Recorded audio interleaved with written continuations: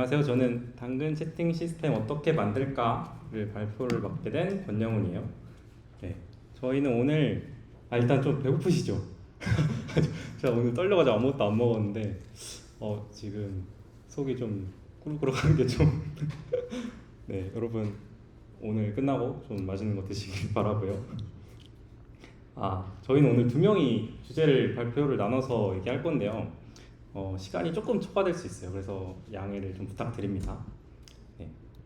제 소개를 간단히 드리면요. 제 이름은 권영훈이고 영어 이름은 앤드류를 사용하고 있어요. 처음에는 오디오 소프트웨어 개발을 시작으로 개발자가 되었고 AI 스피커, 그룹 메신저 등을 경험했었고요. 지금은 당근에서 채팅 서버를 개발하고 있어요. 오늘 얘기할 내용은 채팅 메시지는 어떻게 전달될까? 그리고 채팅 데이터를 어떻게 저장할까에 대해서 얘기할 거고요. 전달에 관한 내용은 제가 하고 저장에 관한 내용은 뒤에 김기현 님이 발표해 주실 거예요. 먼저 채팅 메시지 전달에 대한 내용은 당근 채팅의 특징부터 기본 채팅 시스템의 원리, 그리고 서버가 한 대 있을 때, 두 대 있을 때, 10대로 확장됐을 때 어떻게 해야 되는지, 그리고 인원이 1000명으로 증가하는 상황을 어떻게 해결할 수 있을지 이런 식으로 확장하는 개념으로 얘기를 해볼 예정입니다. 혹시 당근 많이 쓰시나요? 네, 아무래도 여기에 당근에 관심 있는 분들이 참석하실 것 같은데 당근에서 거래를 위해서 필수적으로 거쳐가는 과정이 당근 채팅입니다. 그래서 먼저 당근 채팅 특징에 대해서 좀 말씀을 드릴게요. 당근은 월간 사용자 수가 1900만 명인 서비스이고 중고거래뿐만 아니라 중고차, 부동산, 알바 등 다양한 서비스를 위한 1대1 채팅 기능을 지원을 하고 있어요. 그리고 커뮤니티 모임을 위한 그룹 채팅도 있어요. 이후에 그룹 채팅, 사장님 채팅 등 다양한 채팅 시나리오에 대해서 알아볼 거예요. 네. 먼저 채팅 도메인에 대해서 생소한 분들을 위해서 채팅 시스템을 간략히 설명을 드려볼게요. 채팅 시스템은 크게 세 가지 컴포넌트로 구성이 되어 있는데요.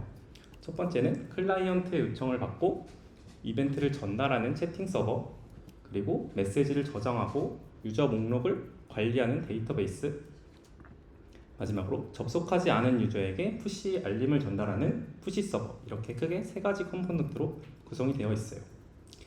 그런데 채팅 메시지가 전달되는 과정은 크게 세 단계로 나눌 수 있는데요.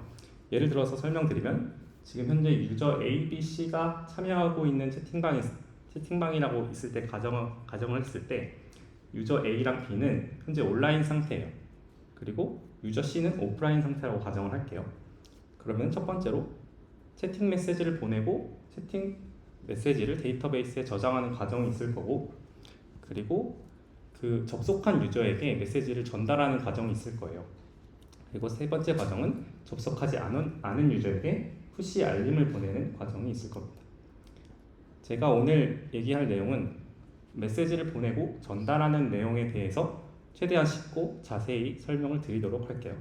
뒤에 김기현님은 이 뒤에 데이터베이스를 어떻게 다루는지에 대해서 얘기를 할 거예요.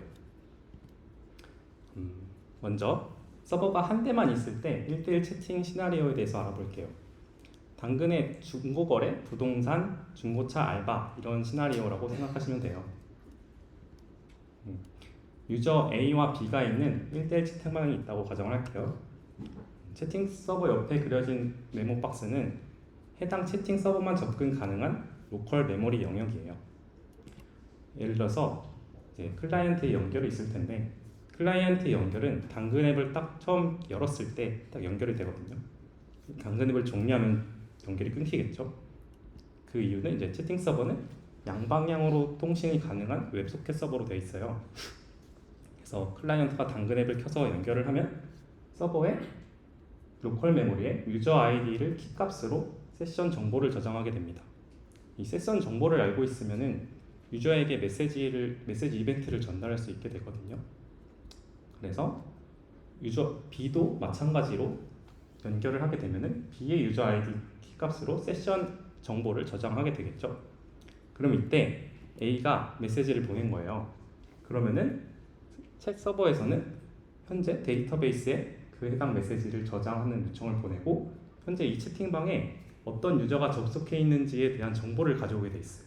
그럼 유저 A, B가 접속해 있다는 정보를 이 채팅 서버에서 알게 되고, 현재 그 A가 보낸 요청이기 때문에 A한테는 메시지 이벤트를 전달할 필요가 없어요. 그래서 B한테 메시지를 전달하면 되겠구나 라는 것을 알게 되겠죠. 그러면은 현재 로컬 메모리에 저장되어 있는 곳에서 B의 유저 아이디를 키값으로 세션 정보를 확인할 수 있겠죠. 그러면 그 세션 정보를 알았을 때 B한테 메시지를 보낼 수 있게 되는 거예요. 이제 여기는 서버 한 대만 사용했을 때를 가정한 건데요. 만약에 서버가 2대로 늘어나면 어떻게 될까요? 네, 채팅 서버가 2대가 떠 있는 상황이에요. 채팅 서버 1번에는 유저 A가 연결되어 있고 채팅 서버 2번에는 유저 B가 연결되어 있는 상황이에요. 그럼 각각의 로컬 메모리에 유저 아이디 키로 세션 정보가 저장이 되어 있겠죠. 근데 여기서 유저 A가 메시지를 보냈어요. 그러면 B에게 전달을 해야 되는데 서버는 각각의 로컬 메모리에 저장되어 있기 때문에 채팅 서버 1에서 채팅 서버 2로 접근을 할 수 없어요. 그러면은 B의 세션을 가져올 수 없겠죠. 그럼 결국 B에게 메시지를 전달할 수 없는 상황이 되는 거예요. 그러면 이 문제를 해결하려면 어떻게 해야 할까요? 해결하는 방법은 2가지 정도 있는데, 먼저 첫 번째 방법은 공유 메모리를 사용하는 거예요.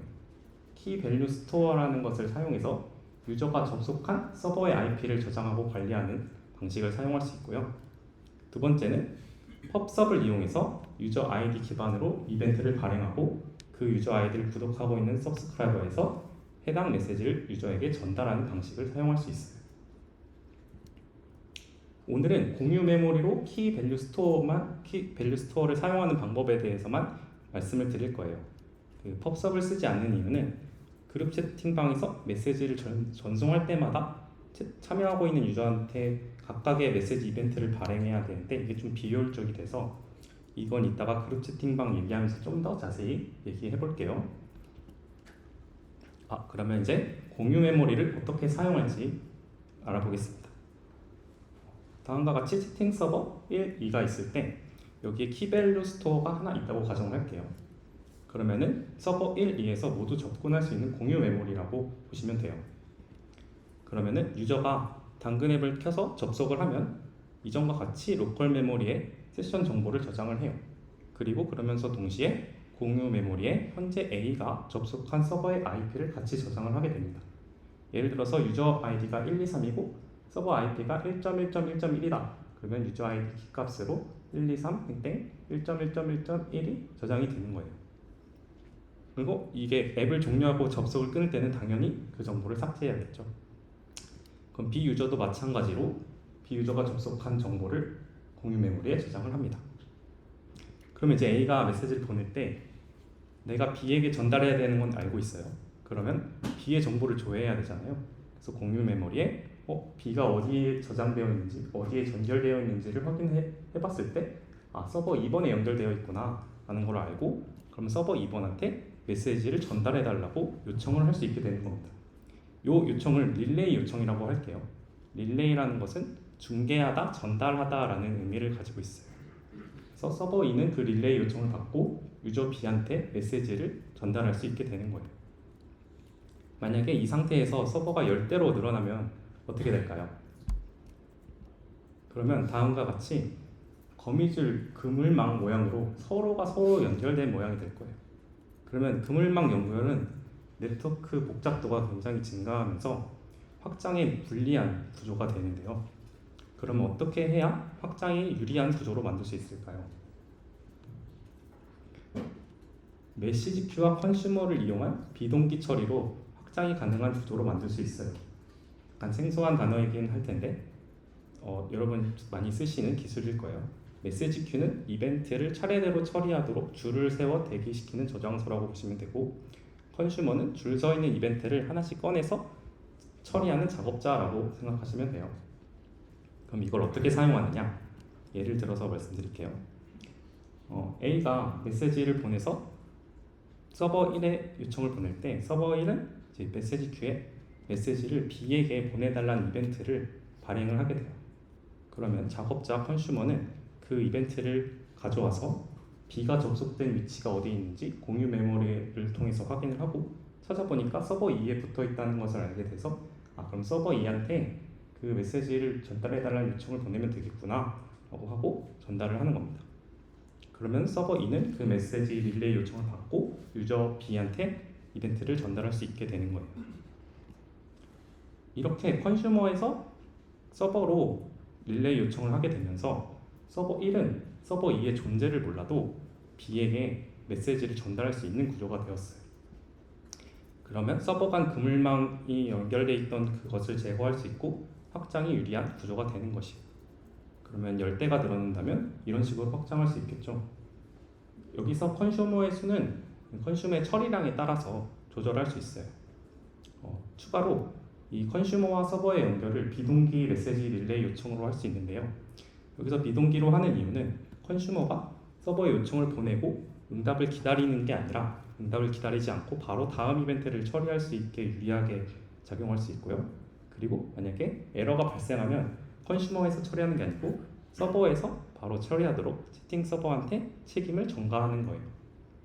그러면은 궁금한 게 이제 푸시는 언제 보내야 할까요? 라는 질문이 있을 수 있는데요. 먼저 첫 번째 케이스는 접속하지 않은 유저에게 푸시를 보내는 상황이에요. 여기서 A는 접속 중이고 B는 접속 중이 아닌 상태예요. 그럼 A가 메시지를 보내고 컨슈머에서 B의 위치가 어디에 접속되는지 확인을 하겠죠. 근데 키밸류 스토어를 조회해보니 유저 B는 접속 중이 아니구나 라는 것을 깨닫게 돼요. 그러면은 컨슈머에서 푸시 서버로 메시지 전달 요청을 보내고 푸시 서버는 유저 B한테 푸시 알림을 보내게 되는 거예요. 두 번째는 키밸류 스토어가 잘못된 데이터로 들어가 있는 상황이 있을 때 푸시 알림을 보내야 해요.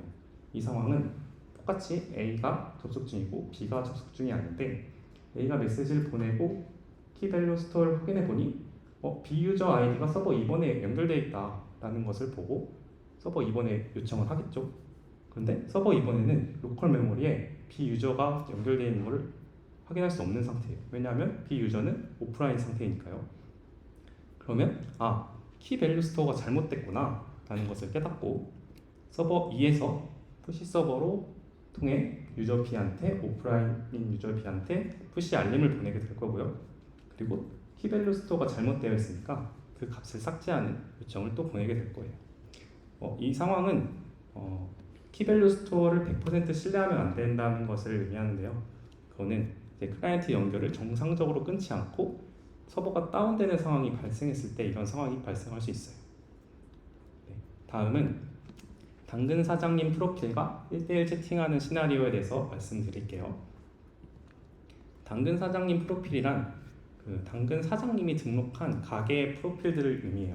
지금 왼쪽에 보시는 그림 같이 당근이 카페라고 해놓고 여기 안에 보면 채팅 문의하기 버튼이 있거든요. 그러면 고객이 채팅 문의를 눌러서 메시지를 보내게 되면 이 채팅 메시지를 당근이 카페 사장님이 받을 수 있는 거예요. 근데 카페 사장님만 받는 게 아니고 카페 매니저들도 그 메시지를 확인할 수 있어야 돼요. 그래서 오른쪽에 화면에 보면은 일반 사용자들은 이 채팅 탭에 위에 일반이랑 비즈니스 탭 구분이 없어요. 근데 매니저거나 사장님인 분들은 비즈니스 탭이 생기고 거기에 당근이 카페라고 해서 자기가 관리하는 채팅 탭이 또 생기는 거죠. 그러면은 안녕하세요 아메리카노 픽업 되나요? 라는 메시지를 당근이 사장님도 받아야 되고 그리고 당근이 카페 매니저도 받아야 되는 상황이 되는 거예요. 그러면 이 시나리오를 어떻게 해결할 수 있는지 한번 볼게요. 고객이 채팅 문의 메시지를 서버 1에 보내면은 비즈니스 서버라고 해서 현재 해당 가게 프로필 아이디 기준으로 연결된 유저 아이디를 조회를 해요. 그러면은 사장님 아이디, 매니저 아이디 이렇게 받아올 수 있겠죠. 그러면은 아까 똑같이 메시지 큐로 이벤트를 발행할 건데 사장님한테 메시지를 보내줘 라는 이벤트랑 매니저에게 메시지를 보내줘 하는 이벤트 두 가지를 발행할 거고요. 그리고 컨슈머는 똑같이 두 개를 컨슈머에서 각각 어디에 접속해 있는지 확인할 거예요. 그러면 사장님이 2번 서버에 연결돼 있고 매니저는 3번 서버에 연결돼 있다고 가정을 했을 때 키밸류 스토어를 조회해봤더니 2번에 접속돼 있고 3번에 접속돼 있으니까 컨슈머에서 2번으로 릴레이 요청을 보내고 컨슈머에서 3번으로 릴레이 요청을 보내요. 그러면 사장님, 매니저 모두 행복하게 메시지를 받아들일 수 있는 것이죠. 다음은 이제 당근 모임 채팅에 대해서 좀 얘기를 해보려고 하는데요. 좀 빠른가요? 자, 물 좀 먹고 할게요.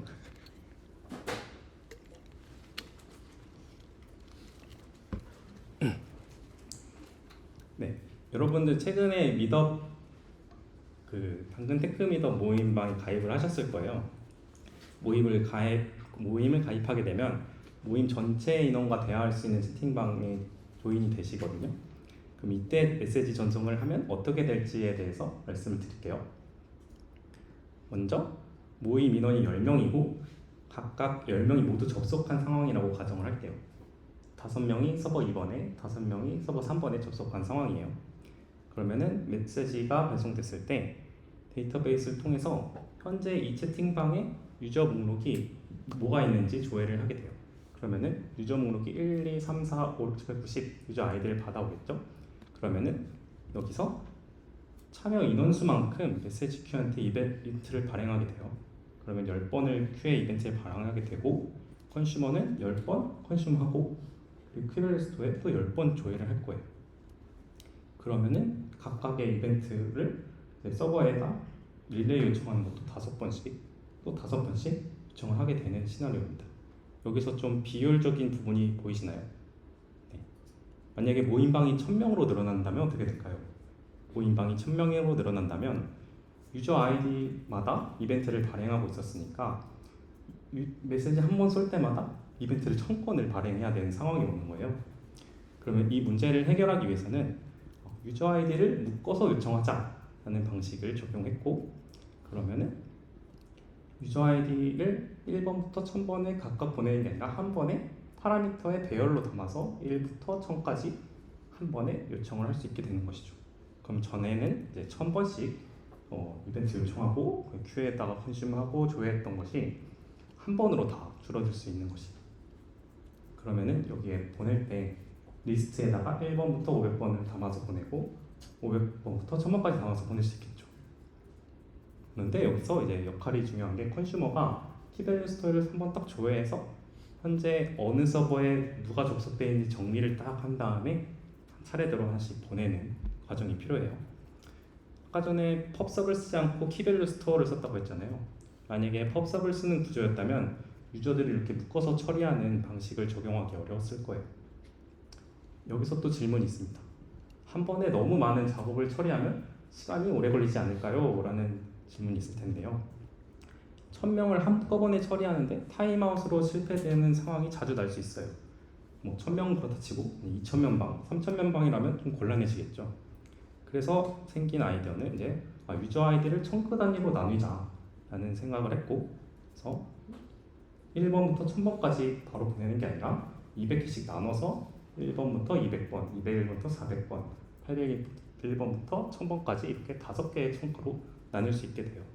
그러면 여기서 한 번 보내던 이벤트를 5번으로 좀 살짝 비효율적으로 되지만 이 200번이라는 것을 가지고 이 프로세싱 시간을 예측할 수 있어요. 그러면은 적절한 처리 시간을 설정할 수 있고 타임아웃 발생을 줄일 수 있어요. 이런 식으로 한 번의 요청이 5번으로 늘어나게 되지만 효율적이고 안정적으로 처리할 수 있게 되는 구조가 되는 것이에요. 네. 지금까지 메시지 전달 시스템에 대해서 얘기했고요. 정리해보면 3가지 중요한 고려 요소가 있어요. 먼저 첫 번째는 확장성인데요.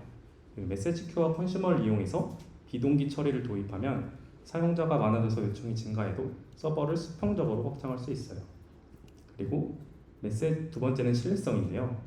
메시지를 전송하다가 문제가 발생한다면 푸시 알림을 통해서 유저가 메시지를 유지되지 않고 전달받게 보장을 할 수 있어요. 그리고 세 번째는 효율성인데요. 많은 사용자에게 메시지를 보낼 때 청크 단위로 잘라서 보내게 되면 적절한 수행 시간을 가지면서 효율적으로 메시지를 전달할 수 있게 돼요. 이렇게 하면 메시지 시스템이 확장 가능하면서도 효율적이고 신뢰할 수 있는 시스템이 되는 것입니다. 조금 늦어졌는데 지금까지 제가 말씀드린 건 이제 메시지는 어떻게 전달될까였고요. 다음은 채팅 메시지를 어떻게 저장할까를 이어서 말씀드리도록 하겠습니다.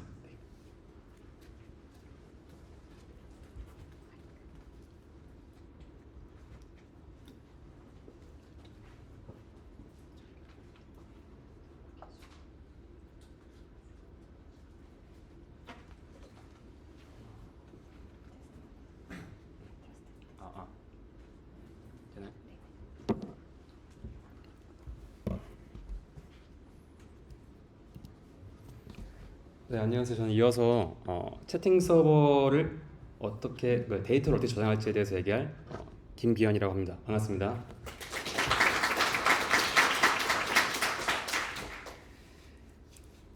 먼저 특징과 히스토리를 살펴보고 그리고 이제 DB 설계 그리고 API 최적화에 대한 내용을 다뤄보려고 해요. 먼저 특징인데요. 필요한 키워드만 간단하게 보면 3,900만 유저 수의 다양한 채팅 환경이 있고 이러한 모든 채팅들이 서버에 기본적으로 영구적으로 저장된다는 큰 특징이 있어요. 그래서 그만큼 저장되는 메시지 양도 굉장히 많은데요. 이러한 특징들을 고려해서 저장소 설계를 보기 전에 과거 당근 얘기를 좀 해보려고 해요. 예전에는 당근의 여러 서비스들이 이렇게 하나의 DB를 사용하던 시절이 있었어요. 당시 메인 DB는 AWS의 RDB를 사용했는데요. 보시는 게 당근의 연도별 MAU 그래프인데 서비스는 성장하면서 굉장히 기분 좋은 상황은 맞지만 데이터의 양 또한 폭발적으로 계속 많아지고 있는 상황이었어요. 물론 이러한 트래픽을 감당하기 위해서 적절하게 인덱스를 걸고 쿼리를 튜닝하고 캐싱 레이어도 붙이고 개발자가 여러 가지 최적화를 진행할 텐데요. 아무리 최적화를 한다고 해도 결국 물리 장비의 한계에 도달할 수밖에 없겠죠. 따라서 머신 스펙을 올리는 스케일업을 진행할 텐데요. 근데 그럼에도 트래픽은 많아져서 피크 때 DB의 CPU 사용률이 거의 90%까지 올라가는 경우도 종종 있었는데요. 문제는 스케일업 할 수 있는 사양이 많이 남지 않았다는 거였어요. 저희가 사용하는 AWS RDB 타입에서 현실적으로 스케일업 할 수 있는 사양이 미로 2-3개 정도밖에 안 남은 상황이었으니까 거의 그 다음 스텝을 이제 고려하기가 조금 힘든 상황이었습니다. 그리고 이때 채팅 서버는 RDB 전체 트래픽의 거의 60%가량이나 차지하고 있었는데요. 채팅 서버에 부하가 발생하면 전사 서비스 장애로 이어지거나 그 반대의 상황도 가능했고 앞으로 채팅 데이터가 계속 더 늘어날 것은 예측이 가능했어요. 따라서 채팅 DB를 메인 DB와 분리하면서도 확장성 있는 구조로 재설계해야 했고 채팅 서버는 실시간성도 굉장히 중요하기 때문에 서버에서도 API 관련한 최적화들을 진행해야 했어요. 지금부터 이 부분들에서 하나씩 살펴볼게요. 먼저 데이터베이스 설계 부분인데요. 스키마를 먼저 보면 실제로는 훨씬 더 많은 필드가 있긴 하지만 지금 중요한 부분에 집중하기 위해서 굉장히 간단하게 가져와 봤는데요. 채팅 기능을 구현하기 위해서는 보시는 3가지가 주요 테이블이에요. 챗 테이블이 채팅방 정보를 담고 있는 테이블이고 제목이나 썸네일 등이 저장될 거예요. 그리고 하나의 채팅방에도 여러 유저가 있고 하나의 유저도 여러 채팅방을 가지고 있기 때문에 end-to-end 관계로 유저 챗이라는 테이블이 필요한데요. 예를 들어서 채팅방이 만들어지면 하나의 채팅방 로우가 챗 테이블에 생성되고 참여하는 유저 수만큼의 로우가 유저 챗 테이블에 추가되는 거예요. 이 테이블로 채팅방에 참여 중인 유저도 알 수 있고 내가 참여 중인 채팅방의 목록도 알 수 있어요. 추가로 유저의 채팅방 설정 같은 것들도 이 테이블에 같이 저장됩니다. 물론 조회를 위해서 이러한 필드들에는 인덱스를 걸어줘야 되겠고요. 그리고 마지막으로 챗 아이디와 텍스트를 필드로 가지고 있는 메시지 테이블이 있습니다. 기본적인 테이블을 살펴봤으니까 확장성을 위해서 이 데이터를 어떻게 분산시킬지 살펴볼게요. 이걸 보통 샤딩이라 부르는데요. 가령 채팅에서도 가장 많은 데이터인 메시지를 샤딩한다고 하면 이렇게 n개의 샤드에 메시지가 분산돼서 저장될 텐데요. 여기서 샤드는 물리적으로 분리된 DB 인스턴스 하나라고 생각하시면 될 것 같아요. 물론 샤딩한다고 해서 채팅방에 메시지를 조회하는 요청이 들어왔을 때 이렇게 M개의 샤드에서 데이터를 읽게 만든다면 확장성은 가져가더라도 성능이 굉장히 저하되겠죠. 때문에 우리는 가능한 적은 샤드에서 데이터를 리드하게 만들어야 될 거예요. 이때 중요한 게 샤드키인데요. 샤드키는 데이터를 어떤 샤드에 위치시킬지 기준이 되는 필드예요. 그래서 어떤 필드를 샤드키로 선택하느냐가 굉장히 중요한데 채팅에서 이를 어떻게 선택하는지 한번 살펴볼게요. 저희 테크미덕 모임 채팅방인데요. 채팅방을 진입하게 되면 클라이언트는 해당 채팅방의 메시지 리스트를 서버로 요청할 거예요. 같은 채팅방의 메시지는 메시지 아이디는 전부 달라도 당연히 채팅방의 아이디는 다 동일하겠죠. 따라서 샤드키로 채팅방의 아이디를 사용한다면 채팅방별로 메시지를 동일한 샤드에 저장시킬 수 있다는 걸 알 수 있어요. 도식으로 보면 같은 채팅방의 메시지들은 같은 챗 아이디를 기준으로 분류돼서 하나의 샤드로 저장되게 하는 거죠. 따라서 읽을 때도 동일한 채팅방의 메시지들은 하나의 샤드에서 전부 조회가 가능할 거예요. 그래서 저희는 크게 두 가지 샤드키를 가지고 채팅 데이터들을 샤딩하고 있는데요. 채팅방의 메시지와 같은 채팅방 내부에 속한 데이터들은 챗 아이디를 기준으로 샤딩하고 있고, 유저 정보와 같은 유저 기반의 데이터들은 유저 아이디를 기반으로 샤딩을 하고 있습니다. 그럼 이렇게 샤딩 설계를 마쳤다면 이제 남은 게 실제 구현인데요. 샤딩을 구현하는 방법은 이렇게 여러 가지가 있는데, 샤딩을 지원하지 않는 DB를 사용한다면 개발자가 어플리케이션이나 미들웨어 레벨에서 이러한 것들을 직접 챙겨야 될 거예요. 그럼 이쯤에서 저희는 어떤 DB를 선택해서 이런 것들을 챙기고 확장성을 가져갔는지 궁금하실 것 같은데요. 저희 채팅은 현재 AWS의 DynamoDB를 쓰고 있어요. 저희는 확장성을 가져가면서도 적은 인원으로 관리가 가능해야 하는데요. DynamoDB는 이런 것들을 충족시키는 DB였어요. 주요 특징은 파티션 키라고 부르는 샤드키만 설정을 해주면 내부적으로 자동으로 데이터가 샤딩되게 되어 있는데요. 오토 스케일링 기능이 존재하고 관리형 서비스이기 때문에 DB 관리 비용도 거의 배제할 수 있었어요. 당시 저희한테 굉장히 적합한 DB였습니다. 이건 궁금해하실까봐 추가한 장표인데요. 이게 다이나모DB 테이블을 생성하는 콘솔인데, 테이블을 만들 때 이렇게 파티션 키를 지정해주는 부분이 있어요. 그래서 정한 샤드 키를 파티션 키로 지정해주고 데이터를 인서트하면 해당 키로 자동으로 파티셔닝이 되는 거죠. 예를 들어 저희 메시지 테이블은 파티션 키에 아까 말씀드린 것처럼 챗 아이디가 들어가 있다고 보시면 되고요. 동일하게 유저 관련 정보들은 유저 아이디를 파티션 키로 사용하고 있어요. 그리고 이러한 구조로 마이그레이션 하고 나서 이제 운영하면서부터는 트래픽으로 인한 DB 장애는 거의 일어나지 않고 있어요. 다음으로는 채팅에서 중요한 부분인 실시간성을 보장하기 위한 서버에서의 API 최적화 사례들을 소개해 드릴게요. 화면은 당근 채팅방 목록인데요. 채팅은 새로운 메시지가 있는 채팅방이 위로 올라가잖아요. 그러면 그 말은 최근 메시지가 생긴 채팅방 순으로 정렬되고 있다는 걸 알 수 있어요. 이를 구현하는 여러 가지 방법이 있는데, 저희는 아까 봤던 스키마 중에서 유저의 채팅방 정보인 유저챗의 디스플레이 인덱스라는 필드를 활용하고 있어요.